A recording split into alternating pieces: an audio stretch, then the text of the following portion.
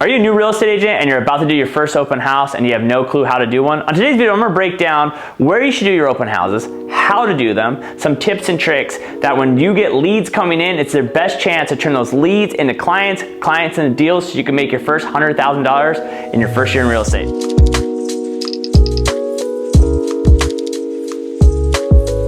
My name is Adam Schwarz. I'm a top real estate agent out in Southern California. And this is your first time to my channel and you're a new agent and you want to make $100,000 in your first year, make sure you hit that subscribe button and that bell button. On today's video, I'm going to break down what to do in an open house or how to do an open house because most people just don't know. When I first started, I really had no clue until I got some coaching and that really helped me out. So the first thing you got to start about, like, where am I going to do an open house? So my advice to you is work an area that you know and people know you. And the reason why I say that, when people come from outside the area to the area that you're working an open house, they can already know the floor plan, the bedrooms, the bath, the pricing. They can already see all those things online. They're coming there to find someone who knows the area because that's going to be the real questions. And that's how you kind of turn into a local expert. And that's why I think it's so important to work an area that you know. This is the area I grew up in called Orange Crest. We had a lot of people from Orange County move out there. So it was always great when I first started doing real estate was I would have people from Orange County come out to Riverside. This is probably the highest, nicest area in Riverside. So they'd want to move there because the school's really good. And so I could break down when these houses are built, what school you would go to, shopping center, things like that. And that's what really separated me from other agents. You might think, Adam, but I don't have any listings. I'm a brand new agent. How do I work an open house? If you work in an office, obviously you can ask agents in your office if you can host open houses at their property. But say you don't have any agents in your office that have listings in the area you want to work, the first thing you want to do is go through the MLS and look for agents that are from out of the area. Because if they're out of the area, they're probably not going to be working open houses. So for me, our phone number is 951 here. So I would look for anyone who didn't have a 951 or a 909. If they didn't have those two numbers, I knew they were outside agents. The second thing I would look for, vacant homes. Because it's a lot easier for you to work an open house when you don't have to coordinate with the seller. So to find your first open house, find an area that you know, find an area that people already know you, and then look for vacant homes and agents from out of the area. If you do those four things, you should be working open houses every Saturday and Sunday when you're a brand new agent. I like working from 12 to 2 or 12 to 3.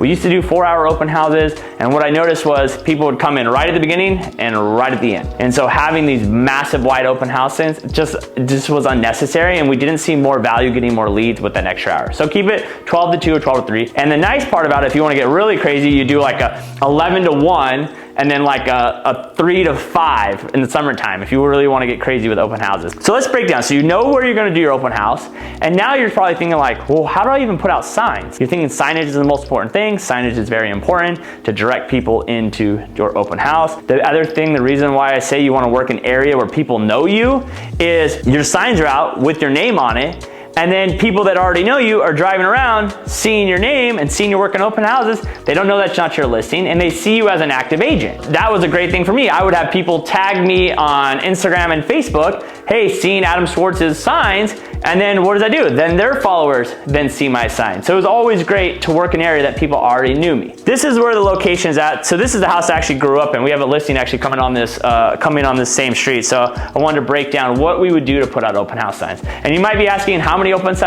house signs should I put out? For me, when I first started, I would put out 50 open house signs every open house. And I know that's a crazy number and a lot of agents made fun of me, and it is a lot of work. It takes about 2 hours to put that many signs out. So if you're unable to buy that many signs or you're unable to do that, I would say a good number is 25. I think that's a good number to have where people can see it, get your name out there.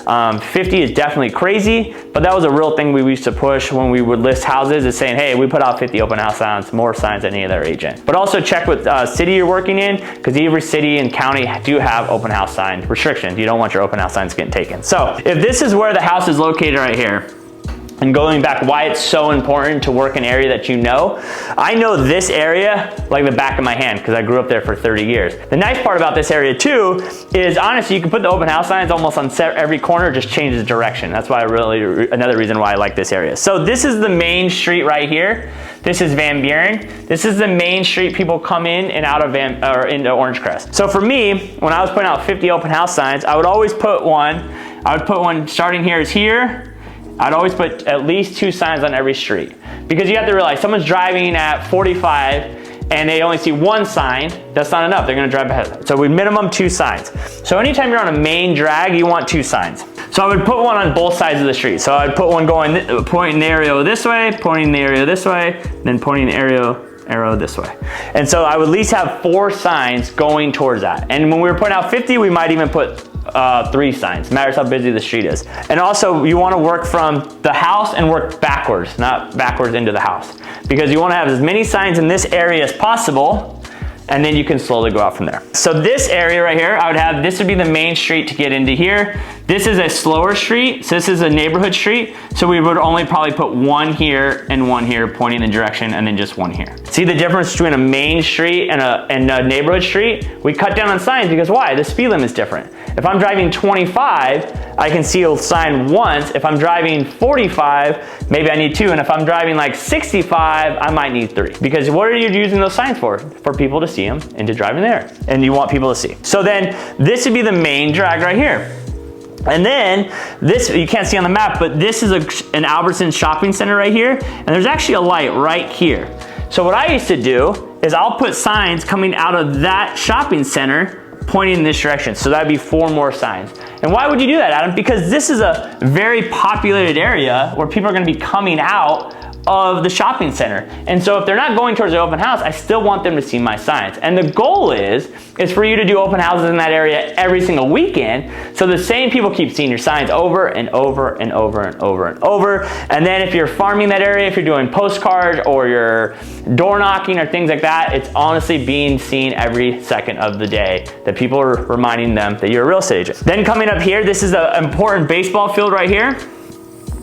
So if I knew it was a weekend where there was games going on, there's a lot of people that would come here, I would put open house signs right here, pointing people down to this area. And if I'm pointing them down here, then I would have open house signs pointing them this way. And so it's really important to know what is going on with the most people to see your signs. So is there a church on Sunday that people are gonna come up? Is there baseball games going on that weekend? Is there some type of festival that a lot of people are gonna be at? And this is something we've talked about before is like in our last video, if you have only $500, what you should spend money on, if that is open house signs, then even during the week. So if I'm doing an open house by a school, what time does the school get out? Does it get out at 2 o'clock?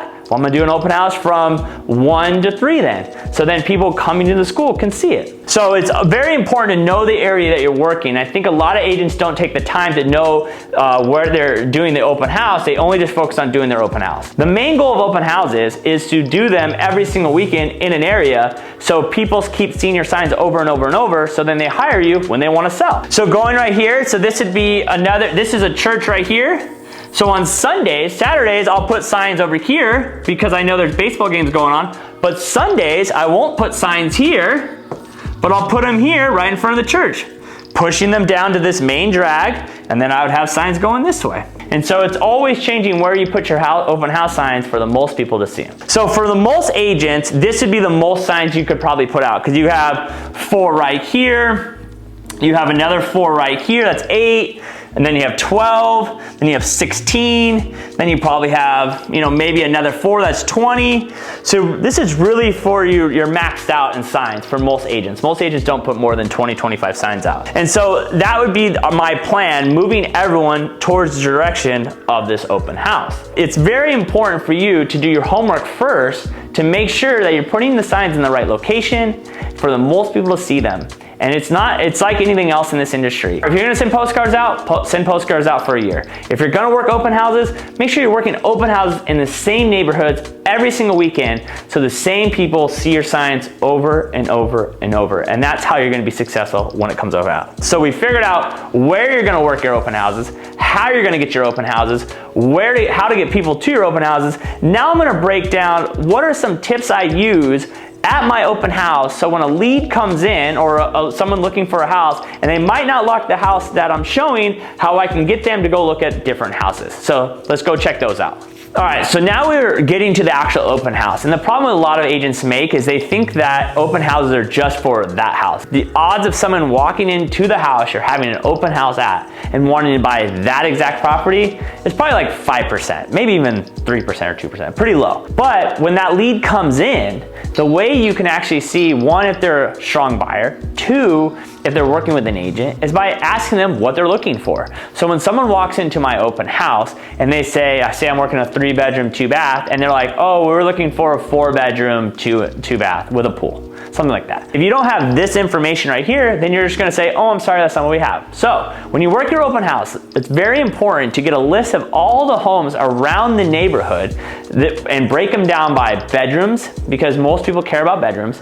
Then 2-story, single-story, a lot of people care about that, and then 3 pools. Those seems like the 3 important questions I have. So what we do is we take a list of every home that's on the market in the area for every open house, and we just, for the MLS, we're able to just line it up with all the 3 bedrooms and 4 bedrooms and 5 bedrooms and 6 bedrooms, and we actually can see which one already has pools. So I know I have a breakdown of how many houses are 3 bedrooms, 4 bedrooms, 5 in the area, and then what I also do is go through and find out which homes I can go see immediately. And you probably think like, why immediately? Well, when that lead comes into your open house, in that current moment in time, if they wanna go look at houses, they don't have an agent.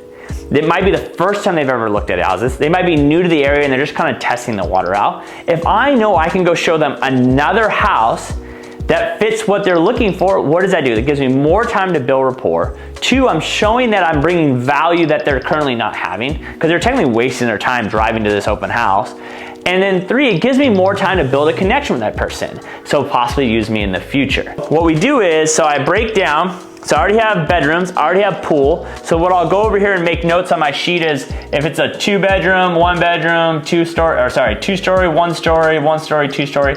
So I'll write down on the side of the notes how many, if it's a 1-story or 2-story. And then what I'll do is I'll write D for direct go. So I know what house I can show immediately. So then I'll go in and write D, and then I'll write S if I have to schedule, D for direct, or at the schedule. And so what I'm doing is, if someone walks in and goes, hey, I'm looking for a 4-bedroom, 2-bath, single-story home in this price point, I can go through my notes really fast and go, okay, hold on. Well, I can see that I have this 4-bedroom, 2-bath for $550. It's a direct go, single-story. Do you want to go look at that house like right now, or maybe in an hour when this open house is over, or try to set up that, go set up that showing from them? You'll find out really quick. You'll find out if they're really interested in buying, because if they are, you're giving them exactly what they're looking for. They want to go look at it. 2, you'll find out if they have an agent or not, because that's a great time for them to go, oh, well, I'm working with an agent, or my agent couldn't make it this weekend, so we're looking at open houses. Or 3, you'll find out exactly what their mindset is when it comes, if they're just looky-loos or not. But if you don't have this information and you're not prepared with what else is in the market, you're just gonna say, oh, sorry, we don't have that, and they're just gonna walk out the door, and then go on Zillow, and then click on the link, and then another agent's gonna get their information, or they're gonna call the realtor, maybe that lives in Orange County or LA or wherever you're working at, farther away, and then they're just gonna show them houses. So make sure that when you're doing the open house, if you notice, it's all about being prepared. If you're gonna do an open house, make sure you're prepared. Make sure you know where you're putting your open house signs at. Make sure you know why you're doing the open house in that area. And then 3, make sure you know the information of this area. So if the house that you're doing doesn't fit the buyer's need, you can go show them something else. And that is a great way to make sure that you're taking advantage of every lead that comes into your open house and possibly turning them into a deal one day. Then moving forward after that, and this is not going to be in our video, but then it's after the lead comes in, then you need to have the systems in place to make sure that you're following up with them, because maybe that lead is 3, 6, 9 months out. Making sure you have the systems in place like a CRM and things like that to make sure they don't fall through the crack. Now we have those things done. Let's talk about what we actually have at our open house.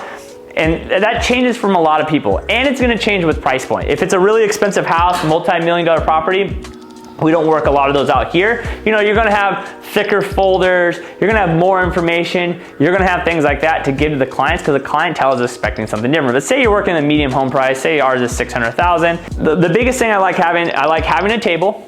I like laying out a table. I like having a black sheet over the table, makes it look clean. And then I just like having an open house sign-in sheet. I like having open house informational sheets on both sides. If you work with a title rep or a loan officer, they can give those to you. I like having a breakdown of what someone's monthly payment's gonna be, because they might not know. So it's like, or I'll have those notes on the side, hey, your payment would be this for this house.